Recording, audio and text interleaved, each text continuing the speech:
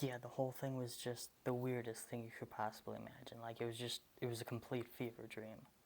Like, just from the start. As soon as we walk into the stadium, right by the elevator that we have to come down on, there's this, like, decrepit looking old man. I don't mean, like, anything, like, insulting, like, any insult towards him or something. But, like, he just wasn't looking good. Like, bags under his eyes, like almost like black eyes, and he was wearing like an elf costume, or it almost looked like a St. Patrick's Day thing or something like that. And so we just kind of wrote it off like, what the heck is going on? Like, this is already just the weirdest set of games, or even the weirdest game we've been to yet. And then once we get to our seats, it's like 45 minutes before the game starts, like right after batting practice. It's before they have anyone else, like before they have the people come and throw out the first pitch. This decrepit looking old guy dressed as the elf comes and throws out the first pitch. And apparently his name is Mr. Jingling. And it's like some Cleveland, like Christmas time, like legend kind of thing. His name's Mr. Jingling, and he's just looking rough as anything. And he throws out a first pitch, and this song starts playing that I don't even know how to describe. It's like, I don't even know how to describe it. Mr. Jingling!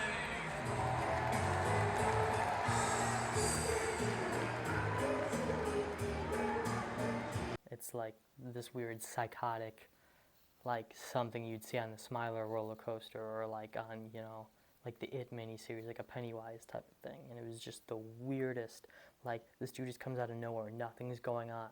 Then all of a sudden, it's like this song just blaring, Mr. Jingling, and he comes marching out, like dancing. This decrepit, like 90-year-old dude. I don't even know, like, and then after that. So you heard, like, most of this story, or at least this part, if you watched an earlier episode of the Friendly Fire Show. So this was before the game. Like, this was kind of a series of games. On Monday, the same week that this happened, I went to the Guardians game with my friend Riley, and I ordered an Italian sausage, and I got it, I unwrapped it, and the bun was like moldy.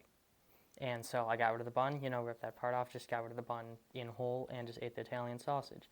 Later on, I told one of my friends that still works there all about this. Between me and him, we both, took it to fan services, just got it handled just so no one gets sick. It was no big deal. I said no harm, no foul. Well, it was like the fourth inning of this Mr. Jingling game, and we're already like, everyone just seemed perplexed at the Mr. Jingling thing.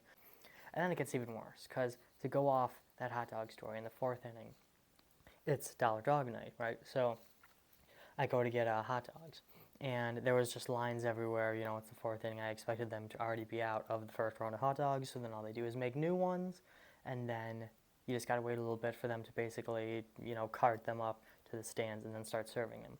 But no.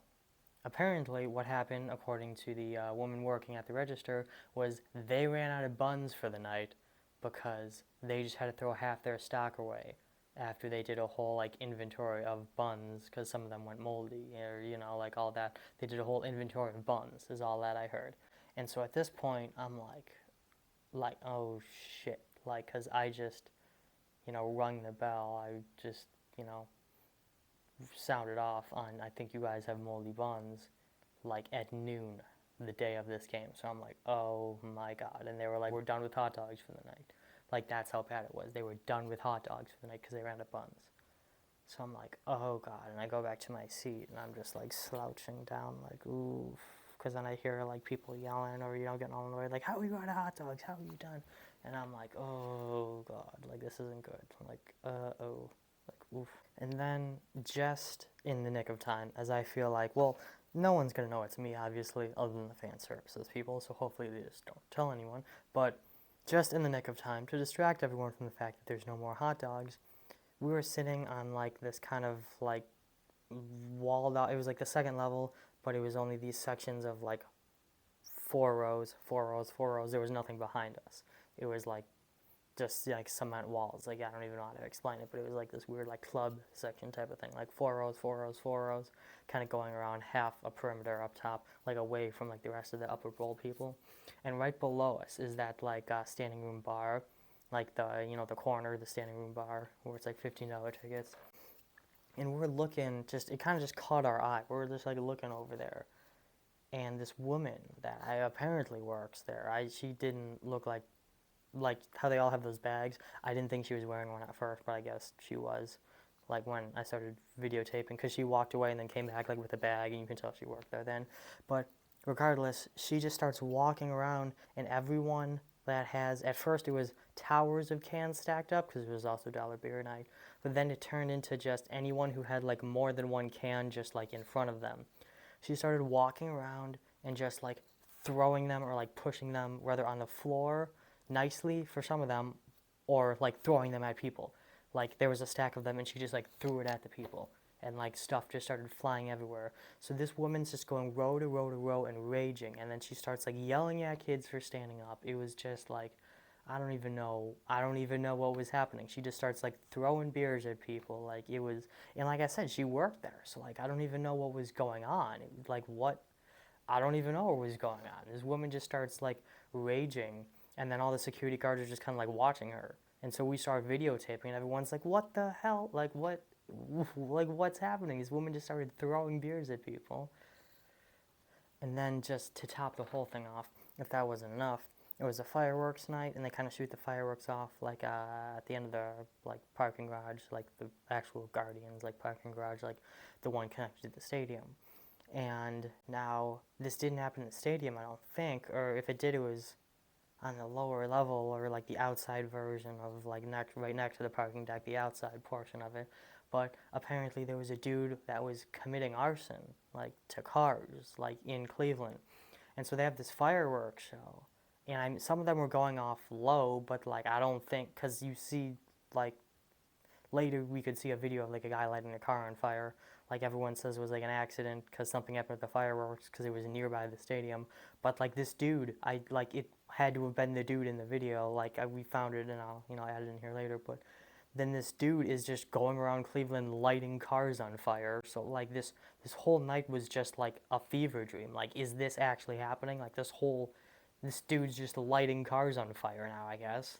And so then we go back, and just to continue the weird fever dream that just keeps going on in the stadium, we were sitting down the third base line, all the way in the corner where the seats are way up against the pole, and it just becomes like one seat, two seat, like there's only like 6 rows, and it's right up against the pole, so it's just like one seat going all the way back type of thing. And a foul ball at the top of the 7th inning, the first pitch of the 7th inning, gets hit towards us, and someone like 2 sections over has a beer cup, and they try catching it, and I don't know if it landed in it or just hit it, but regardless, it made contact with it and exploded all over. And then another guy who's like so drunk, like his eyes are crossing, like when he looks at you or like when he looks anywhere, goes stumbling up, goes running up there, picks it up and like holds it above his head, and is like, said something about throwing it, or it was one of his friends, because there was like a group of them, said something about like throw it back, and so he cocks back and whips the foul ball back onto the field, and he like whipped it like all the way to center field type whipped it. And so security starts like charging down the stairs, like yelling at him and all this, and we're like holy crap, like just sitting there like this dude just chucked it, and like they were about to throw another pitch, like in the middle of this at bat, the dude just throws the ball back on the field. And then they stop play, the ump comes out and he puts his hands up like something's on the field, because he threw it on the field. And Miles Straw goes and picks it up and just looks like, I'm like, what are you doing? And it hurls it back towards us. So at this point, it comes flying back right towards our section, hits the seat next to me, and lands right next to me. And I go and pick it up and like shove it in Donovan's chest. He was sitting right in front of me, and I'm like, here, keep it, like you got it. Like, so we end up getting this ball that now smells like beer and has been thrown like on the field twice now already. Just hurled right back at us. So that was fun. We still have that, of course.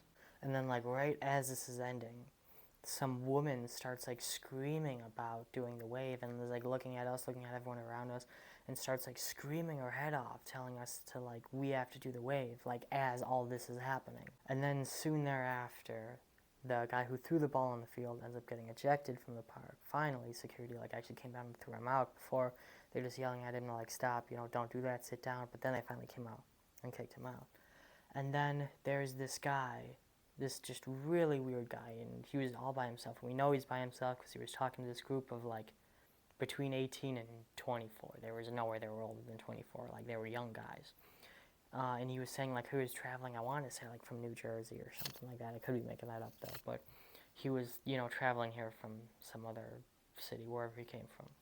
And so he just starts hanging out with these young guys, and it was like kind of weird, but it was fine. But then you can tell they were like, leave us alone, because like I don't know where his seats were, but he was butted up against them. This dude then like takes out his like Nikon camera and starts taking like flash pictures of the woman who was yelling at us about doing the wave. And then he comes to me and then asks me to take pictures of him with this group of 20-year-old guys, which of course I do, because why would you not do it, obviously. And then after that, to digress a little bit, while the guy's being thrown out, this weird guy I'm talking about is taking flash pictures of the police as he's being thrown out, like, and it's to the point that like people around us start noticing, like, this is getting really weird, like people just start noticing, when people just start looking, or like they kind of start, looking over, and then right after that, this guy who's 2 rows next to like the section over, and 2 rows like up in front of us, comes over and asks Donovan to smell the ball. Like he asked to hold the ball, and then he asked if he could smell it. So we're like, all right, like, sure, like, okay, all right. And then people really start noticing. The woman behind us is like, did he just ask to smell the ball? Like, what the hell is happening? Like, it's to the point, like, other people are realizing, like, what the hell is going on. Like, this is, like, maximum fever dream. And then, to make it even worse, like, when we got home the next day and then looking at the DVR, because we recorded the game, like, it was all telecasted live on TV, and the announcers are like, why is he throwing the ball back on the field? Like, who would throw a foul ball back on the field? Why would somebody throw a foul ball back into the field of play? And then, like, this whole thing is, like, on TV. So to make the fever dream even worse, or thinking, like, we made this up or something, there's televised footage of all this happening now. And then to just put the cap on the whole thing of this is just a fever dream that, like, it doesn't even sound like it actually happened. Zack Hample, the famous Zack Hample, like billions and billions of subscribers on YouTube, is on the MLB Network with a documentary about him. Like, the Zack Hample emails me saying, I'm coming to the game, and so he's all around catching foul balls at this next game we were at. People are sniffing baseballs. Like, it's just like this is stuff you like dream when you're just like sweating and don't understand what's happening. Like those weird, like you just have those weird dreams, like that just don't make sense. Like this is that. Like people are sniffing the baseball. This drunk guy's throwing the ball back on the field. This other dude's taking flash photography pictures of some woman sitting in front of him, and then Zack Hample's here. Like, what is, like, I don't even know, like, I don't even know how to end this. Like, that was it. And Zack was there. Zack was awesome. It was wonderful meeting him. If you're watching this, Zack, thanks for coming out. It was awesome seeing you. And now you know the whole story that was going on for the past couple of games, even, in our section. So, I think that's all for this story. I don't even know. I don't even know. Like, I just felt like I need to say something, because it all happened, and it was all real, and no one's ever going to believe me, so I tried putting all the footage I possibly could together, and, awesome. I think that's it for this episode, then. Thanks for watching. See you next time on The Friendly Fire Show. Oh my god.